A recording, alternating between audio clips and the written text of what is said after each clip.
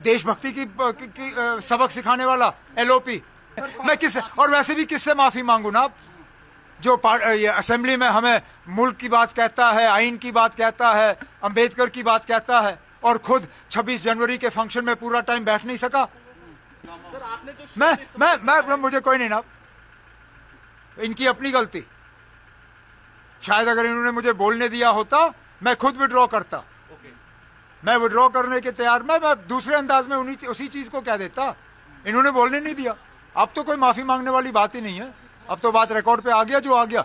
अगर इन्होंने मुझे एक सेकंड भी बोलने दिया होता, मैं खड़ा था ये कहने के लिए, तो ठीक है, मैं उन अल्फाज को विड्रॉ करके दूसरे अंदाज में कह दूंगा। लेकिन जब इन्होंने बोलने नहीं दिया तो अब कोई माफी मांगने वाली बात ही नहीं है। मैं किससे, और वैसे भी किससे माफी मांगू ना, जो ये असेंबली में हमें मुल्क की बात कहता है, आइन की बात कहता है, अंबेडकर की बात कहता है, और खुद 26 जनवरी के फंक्शन में पूरा टाइम बैठ नहीं सका। ये हमें देशभक्ति की सबक सिखाने वाला एलओपी। मैं उसके बगल में बैठा हुआ था, पूरा टाइम तो बैठ नहीं सका। आप लोग थे वहां पे, आधे टाइम के बाद उठ के चले गए, और हमें यहाँ देशभक्ति का वो है सबक सिखाने वाला।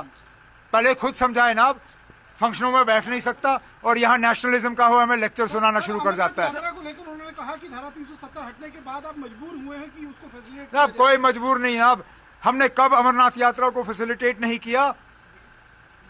कश्मीरियों ने हमेशा जो है अपने कंधों पे यात्रियों को लेके गुफा तक पहुंचाया। कब हमने यात्रा को फैसिलिटेट नहीं किया? हम तो हमेशा, कश्मीरियों के बिना वो यात्रा मुमकिन ही नहीं है। आप जरा बताएं ना, आप कब बिना कश्मीरियों के वो यात्रा मुमकिन हो पाई? ये आज फैसिलिटेट करने वाली बात नहीं है। उस गुफा को ढूंढा ही वहां का एक रहने वाले ने।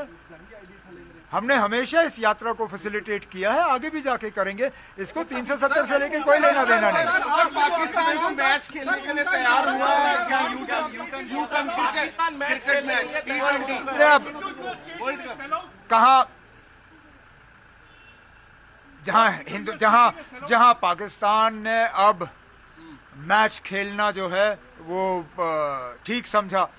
मेरा तो इतना ही उनसे कहना है कि आप धमकी मत दो अगर आप उस धमकी पे खड़े रहने के लिए तैयार नहीं हो। उन्होंने धमकी दी कि हम हिंदुस्तान के खिलाफ मैच नहीं खेलेंगे, फिर डर गए और अपनी धमकी खुद वापस ली। जिन लोगों को अपने धमकी के पीछे खड़े रहने की ताकत नहीं है, उनको आगे जाके धमकी देनी ही नहीं चाहिए। चुपचाप आके मैदान पे उतर जाना चाहिए। मैच में जो होगा सो होगा। ठीक।